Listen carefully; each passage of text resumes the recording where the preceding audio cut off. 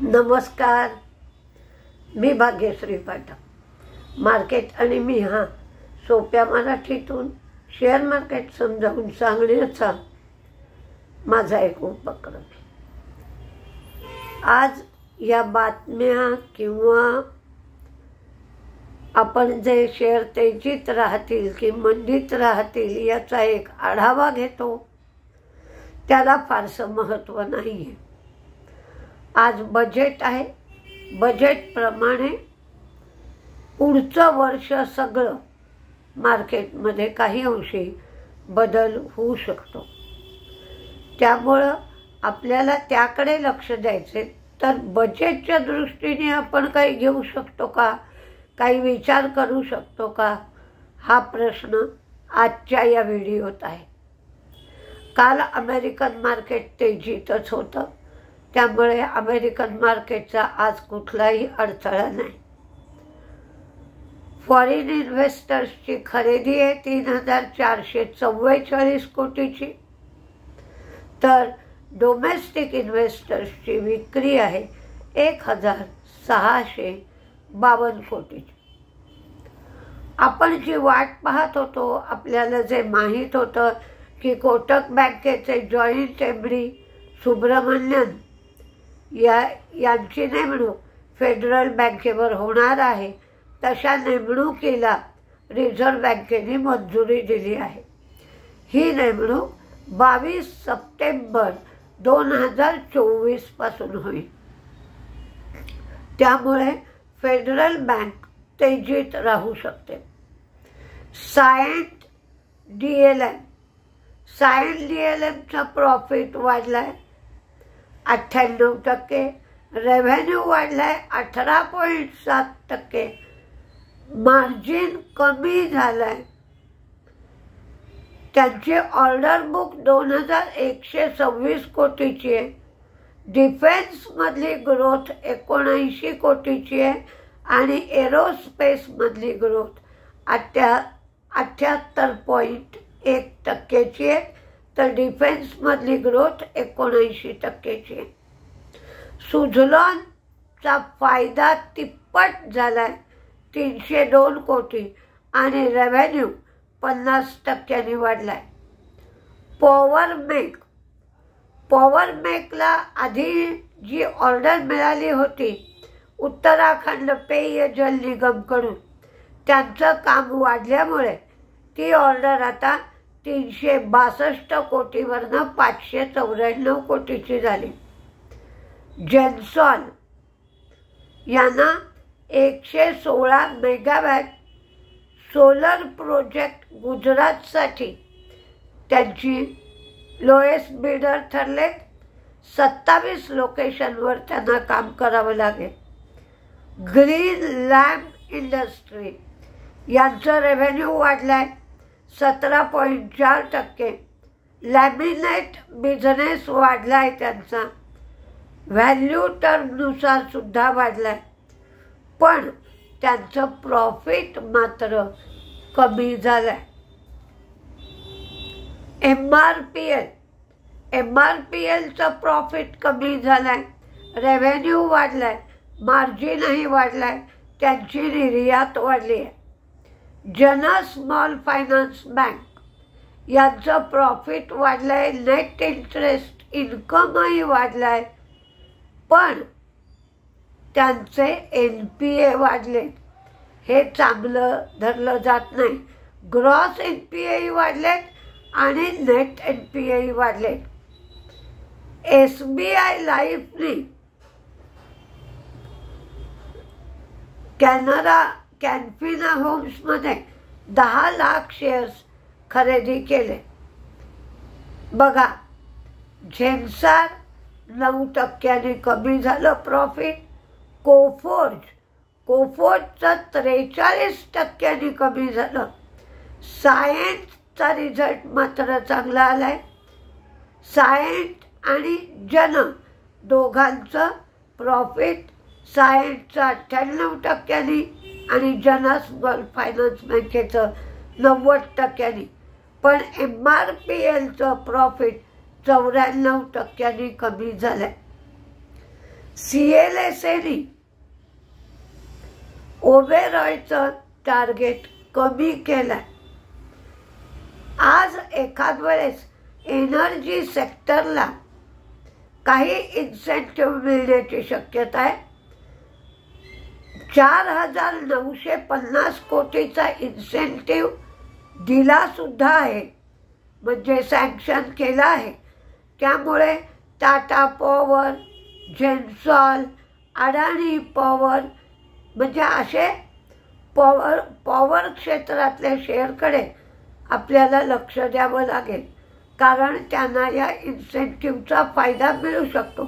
त्याचप्रमाणे सोलारला सुद्धा या इन्सेंटिव्हचा फायदा मिळेल. फर्टिलायझरला सबसिडी दिली जाईल, त्यामुळे फर्टिलायझर शेअरकडे लक्ष दिलं पाहिजे, कारण फर्टिलायझर शेअर वाढत होते. रियालिटी सेक्टरच्या बाबतीत मात्र यामुळे रोजगार वाढतो. तर रोजगार वाढावा, लोकांनी अधिक घरं विकत घ्यावीत म्हणून होम लोनचं जे व्याज आहे त्या व्याजावर काही सबसिडी मिळू शकते. तर याच्यासाठी आणि अफोर्डेबल हाऊसिंग, जे एकदम प्रीमियम घरं विकतात त्यांना याचा बेनिफिट मिळणार नाही. तर अफोर्डेबल हाऊसिंगच्या संदर्भात रियालिटी सेक्टरकडे आपल्याला लक्ष दिलं पाहिजे.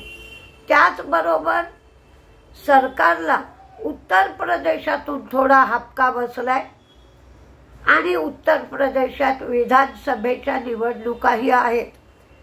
त्यामुळं सरकार शुगर सेक्टरला काही देईल अशी अपेक्षा आहे. पण शुगर सेक्टरची जर साखरेची MRP वाढवली सरकारने तर नुकसान होईल.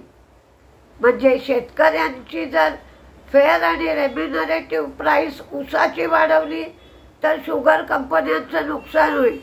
तर कुणाचंच नुकसान होऊ नये हा एक उद्देश सरकारचा असेल, म्हणून सरकार इथेनॉलला काही देण्याची शक्यता आहे. म्हणून इंडिया ग्लायकॉल सारखे इथेनॉल अधिकाधिक प्रोड्यूस करणाऱ्या शेअरकडे लक्ष द्यायला लागेल. त्याचप्रमाणे डायव्हेस्टमेंटच्या दृष्टीने बघावं लागेल. तर त्याच्यात एक BEML लँड ॲसेट्सचा जो शेअर आहे तो, किंवा NMDC स्टील अशा शेअरकडे लक्ष द्यावं. रिअल इस्टेटमध्ये NBCC, हुडको, कोलते पाटील असे शेअर येतील. SRM contractor, KEI industry. आता यावेळेला काय झालंय तर बिहार, आंध्र आणि BJP यांचं एकत्र सरकार आहे, त्यामुळे त्यांनाही काही देणं गरजेचं आहे.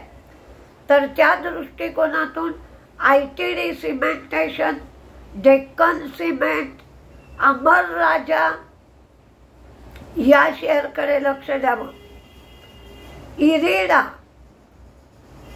हा अल्केम लॅब, सरकार डायग्नोस्टिककडे यावेळेला अधिक लक्ष देईल, म्हणून Krishna diagnostic, Alkem lab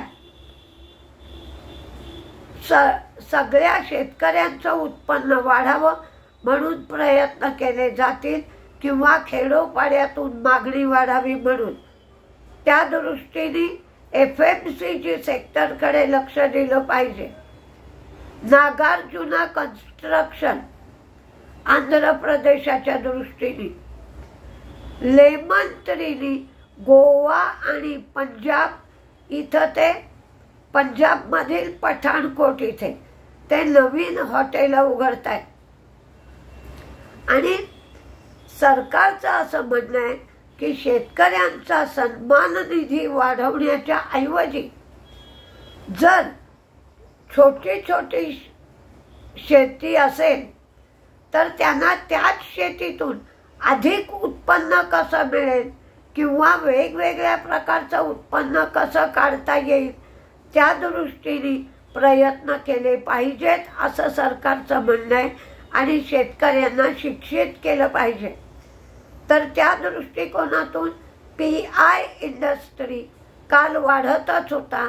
Dhanuka agree म्हणजे वेगवेगळी फर्टिलायझर्स जी आहेत ती काढली पाहिजेत आणि जी फर्टिलायझर आपण आयात करतो त्या आयातीवरचा खर्च कमी झाला पाहिजे.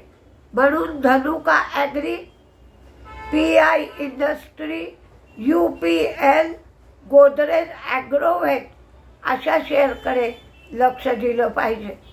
निर्यात वाढावी म्हणून गोकुळदास एक्सपोर्ट हा शेअर दिलाय आणि कृष्णा डायग्नोस्टिक काही एक अँगल पकडून याच्यामध्ये विचार करण्यात आलेला आहे. तर तुम्ही सुद्धा एक अँगल पकडून विचार करा आणि बाकीचे सगळे लागलेले रिझल्ट्स दिलेले आहेत. तर आज सुरुवातीचा थोडाच वेळ मार्केट जनरल थीमनी चालेल आणि नंतर बजेटप्रमाणे ज्या शेअर वाढू शकतात त्याच्याकडे पाहता येईल. बघूया काय काय होतं आहे बजेटमध्ये ते. नमस्ते.